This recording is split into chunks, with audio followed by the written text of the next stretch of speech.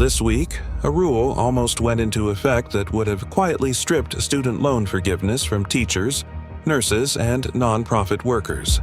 Not based on how much they paid, but based on who they worked for. A federal judge just stopped it. Here's the catch. Public Service Loan Forgiveness, PSLF, has existed since 2007. The deal is simple. Work full-time for a government agency or a qualifying nonprofit, make 10 years of on-time payments, and your remaining federal student loan balance is wiped out.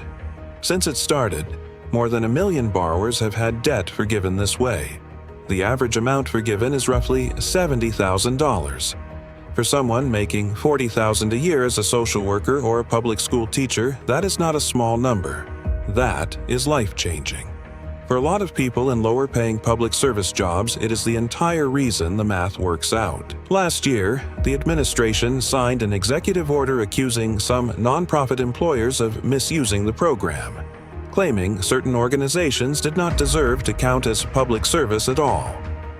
Acting on that order, the Department of Education finalized a new rule that let it disqualify employers it decided had a, quote, substantial illegal purpose. In practice, that definition was broad enough to sweep in groups working on immigration, transgender health care, and other politically sensitive causes. Even if those organizations had done nothing, a court had actually ruled illegal. 22 states, several cities, and a group of nonprofits sued, arguing the Education Department did not have the authority to redefine public service this way. This week, a federal judge in Boston agreed, issuing an order that blocks the rule from taking effect while the lawsuit continues. The court's reasoning had two parts. First, that the agency likely went beyond the power Congress actually gave it. Second, and this is the part that matters most, that the rule risked punishing organizations for the causes they support, which raises a First Amendment problem. The injunction is preliminary, meaning it is a pause, not a final decision. For now, this means public service workers stay eligible under the existing rules while the case plays out.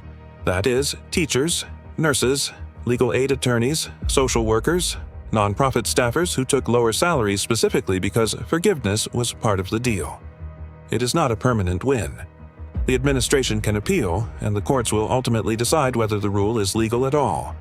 That process could take months or longer. But it is the second time in about a week that a judge has blocked a Trump-era change to federal student loans. A separate ruling also paused new borrowing caps aimed at graduate students in fields like nursing. Two different judges, two different rules. The same underlying fight. How much power an administration has to reshape the federal loan programs without going back to Congress. This is the pattern worth watching. Policy changes get announced quietly, and it is the court fights afterward that decide whether they actually stick. That is the catch behind most of these stories.